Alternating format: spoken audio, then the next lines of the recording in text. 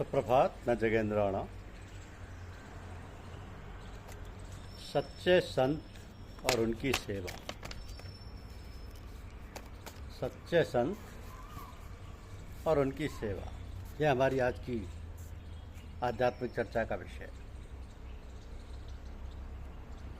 देखिए, संत भगवान से अपना अलग अस्तित्व नहीं मानते, इसलिए उनमें स्वार्थ की गंध भी नहीं रहती। भगवान से अलग उनकी कोई इच्छा नहीं। वह स्वाभाविक ही भगवान की इच्छा में अपनी इच्छा, उनकी रुचि में अपनी रुचि मिलाए रहते हैं। अतः उनके हर एक विधान में परम संतुष्ट रहते हैं। संत भगवान पर ही निर्भर रहते हैं। जाहि विधि राखे राम ताई विधि रही, इसको वो अपने जीवन में अक्षरशः चरितार्थ कर लेते हैं और इस प्रकार भगवान के विधानानुसार रहने में वे बड़े प्रसन्न रहते हैं। हम लोग भी भगवान के विधानानुसार ही रहते हैं, क्योंकि भगवान की इच्छा के विरुद्ध एक पत्ता भी नहीं हिलता। परसों हमारी प्रसन्नता नहीं होती, हमें बाध्य होकर रहना पड़ता है। यदि हमें मन इंद्रियों के प्रतिकूल भगवत विधान को बदलने की शक्ति सामर्थ्य होती तो हम उसे अपने अनुकूल बना लेते, परंतु करें क्या, हमारा बस नहीं चलता। तो भी शक्ति सामर्थ्य ना रहने पर भी उससे बचने का असफल प्रयत्न तो निरंतर करते ही रहते हैं। पर संत में ऐसी बात नहीं। संत के मन में भगवान के विधानानुसार बरतने में कुछ भी विचार नहीं आता। फिर तो भगवान के विधान के अनुसार प्राप्त परिस्थिति उसके लिए अनुकूल से अनुकूल प्रतीत होती है तथा उसके हृदय में सदा सर्वदा भगवान के विराजमान रहने के कारण उस पर प्रतिकूलता का कोई असर नहीं होता। भगवान स्वयं कहते हैं, समोहम सर्वभूतेषु नामे द्वस्योऽस्ति न प्रियम ये भजन्ति तु मां भक्त्या मयि ते तेषु चाप्यहम्। कि अर्जुन, मैं सब भूतों में समभाव से व्यापक हूँ, ना कोई मेरा प्रिय है ना अप्रिय, परंतु जो मुझको प्रेम से भजते हैं वे मुझ में है और मैं भी उनमें प्रत्यक्ष प्रकट हूँ। विचार कर देखें तो ये बात ठीक समझ में आ जाती है। जैसे एक अच्छा मकान है, उसमें किसी का कब्जा दखल नहीं है, अतएव अच्छे पुरुष को उसमें रहने से स्वाभाविक ही प्रसन्नता होगी। इसी प्रकार संत के अहंता ममता से रहित निर्मल अंतःकरण में भगवान प्रकट रूप से रहकर बड़े प्रसन्न होते हैं, क्योंकि वहाँ उनके रहने में किसी प्रकार का कोई प्रतिबंध नहीं लगता, विघ्न नहीं डालता। भगवान ऐसे घर में बड़े से निसंकोच भाव से रहते हैं। श्री रामचरितमानस में वाल्मीकि जी ने कहा है कि जाहि न चाहिए कबहु कुछ, तुम सन सहज सनेऊ, बसव निरंतर तासु मन, सो राउर निज गेहूँ। तो इस प्रकार संत के हृदय में भगवान का वास होने से वह जो कुछ कार्य करता है वो भी भगवान ही करते हैं, वह जो भी सोचता है वो भी भगवान ही सोचते हैं, इत्यादि कथन सर्वथा सत्य हैं। तो संत और भगवान के विषय में तीन प्रकार की बातें मिलती हैं, दोनों में कुछ भी अंतर नहीं। संत भगवंत अंतर निरंतर नहीं किमपि, मति मलिन कह दास तुलसी। संत ही भगवान और भगवान ही संत है, अर्थात संतों का भगवान के अतिरिक्त कोई पृथक अस्तित्व नहीं रहता, केवल भगवान ही रह जाते हैं। किसी ने कहा भी है कि ढूंढा सब जहाँ में, पाया पता तेरा नहीं। जब पता तेरा लगा तो अब पता मेरा नहीं। वास्तव में भगवान भगवान ही है, संत संत ही है। संत भगवान के बराबर नहीं, भगवान उससे बड़े हैं। तो संत के ज्ञान सामर्थ्य शक्ति आदि सीमित और भगवान का सब कुछ अनंत और असीम है। माना संत भगवान को प्राप्त हो गया और दूसरे को भी उनकी प्राप्ति करा सकता है, पर वह भगवान नहीं बन जाता। न्याय से भी ठीक लगता है। जैसे जब हमें कोई संत मिलता है तो हम कहते हैं, महाराज जी भगवान के दर्शन करा दो। इससे प्रत्यक्ष है कि संत के मिलने से हमारी संपूर्ण तृप्ति नहीं हुई।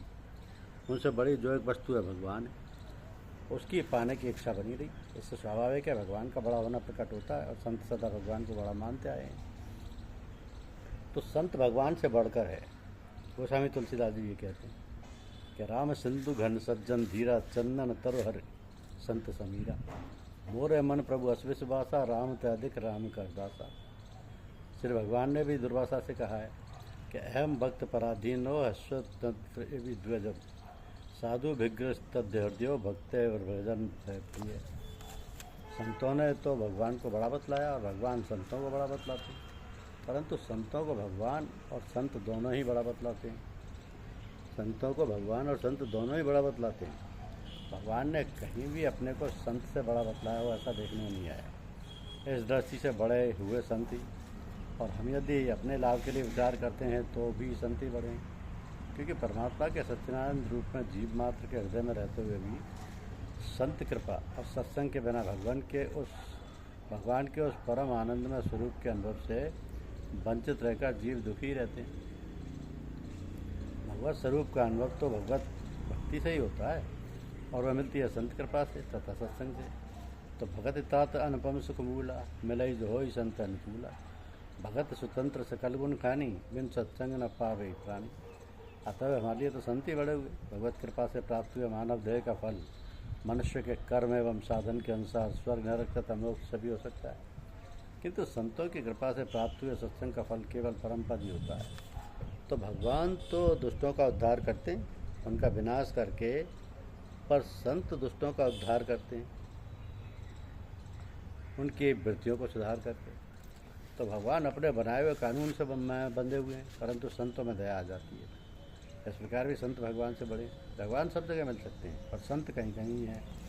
अतः वे भगवान से दुर्लभ भी हैं कि हर दुर्लभ नहीं जगत में हर जन दुर्लभ होए। हरे हरिया सब जग मिले, हर जन कहे कि होए। हमारा उद्धार करने में तो संत ही बड़े हुए, अतएव हम उन्हीं को बड़ा मानना चाहिए हमें। तात्विक दृष्टि से देखें तो संत और भगवान दोनों एक ही, क्योंकि संत भगवान से पृथक अपनी आसक्ति, ममता, रुचि आदि नहीं रखते, अतः वे भगवत स्वरूप ही है। भक्ति भक्त भगवंत गुरु चतुर नाम बपु एक, इनके पद बंधन किए ना सत विज्ञान एक। अब प्रश्न उठता है कि संतों का सेवन किस प्रकार किया जाए। इसके उत्तर में यही कहा जा सकता है कि संतों के सेवन का सर्वोत्तम ढंग है उनके मन, उनकी आज्ञा के अनुसार चलना, उनके सिद्धांतों को आदरपूर्वक पालन करना। ये संत सेवन की ऊंची से ऊंची विधि है। इसका कारण ये है कि संतों को अपना सिद्धांत जितना प्यारा होता है उतने उनको अपने प्राण भी नहीं होते, जो हम लोगों के लिए सबसे अधिक प्यारे हैं। तो यही कारण है कि आवश्यकता पड़ने पर वे अपने प्राण भी छोड़ सकते हैं, पर सिद्धांत नहीं। अतः उनके सिद्धांत का सांगोपांग पालन करना, उनके मन के अनुसार चलना, और यदि मन का पता ना लगे तो इशारे आज्ञा आदि के अनुसार चलना चाहिए। ये उनकी सबसे बड़ी सेवा है। आज्ञा समना सुसाहिब सेवा। अतः शरीर से सेवा करने के साथ ही श्रद्धा प्रेम पूर्वक मन से भी सेवा की जाए तो कहना ही क्या है। उनका सिद्धांत जानने के लिए उनका संग करके उनसे भगवत संबंधी बात पूछनी चाहिए। ऐसे हम अधिक लाभ उठा सकते हैं। संतों से पुत्र, स्त्री, धन, मान, बढ़ाई आदि से संबंध रखने वाले सांसारिक पदार्थ चाहना अमूल्य हीरे के पत्थर से तोड़ना है। ये संतों के संग का सदुपयोग नहीं है। यूँ संतों के कहने आदि से पुत्र आदि की प्राप्ति भी हो सकती है, किंतु ये तो उनकी कीमत ना समझना है। संत को प्राय हम समझते नहीं। हम लोग तो उसकी बाहरी क्रियाओं की, अर्थात अधिक खाने, नंगा रहने, मिट्टी का सोना बना देने आदि चमत्कारिक बातों की विशेषता देखना चाहते हैं, किंतु इन बातों से संत बने का कुछ भी संबंध नहीं है। संतों का ये लक्षण कहीं भी नहीं लिखा है। गीता में स्थान स्थान पर भक्त आदि के लक्षण लिखे हैं, पर उसमें एक स्थान पर भी नहीं लिखा है कि बेटा दे देते हैं या बचन से धोते हैं आदि। तो फिर संतों की पहचान कैसे हो। संतों की पहचान का सीधा सा उपाय यही है कि जिस व्यक्ति के संग से हमारा साधन बढ़े, हमें दैवीय संपत्ति आए, हमारे आचरण में न्याय आने लगे, भगवत तत्व का ज्ञान होने लगे, सत्शास्त्र का भगवान महात्मा परलोक और धर्म में श्रद्धा बढ़े और भगवान की स्मृति अधिक रहने लगी, वही हमारा संत है। तो संतों से ऐसा ही लाभ लेना चाहिए, और उनसे इस प्रकार का आध्यात्मिक लाभ लेना ही सच्चा लाभ है। सच्चा लाभ है। तो भगवान से लाभ उठाने की 5 बातें हैं। नाम जप, ध्यान, सेवा, आज्ञा पालन और संग। नाम जप, ध्यान, सेवा, आज्ञा पालन और संग। नाम जप योग हो गया, ध्यान, सेवा, आज्ञा पालन और संग। और संतों से लाभ लेने में संग, आज्ञा और सेवा, ये 3 ही साधन उपयुक्त हैं। संत महापुरुष अपने नाम का जप और अपने स्वरूप का ध्यान कभी नहीं बताते, और जो अपने नाम और रूप का प्रचार करते हैं वे कदाचित संत नहीं। सच्चा संत तो भगवान के ही नाम जप और ध्यान करने का उपदेश देता है। हाँ, वो सेवा, आज्ञा पालन और संग, इन तीनों के लिए प्राय मना नहीं करता। सेवा में कुछ संकोच रखता है और जहाँ तक संभव होता है नहीं कर पाता। धन्यवाद।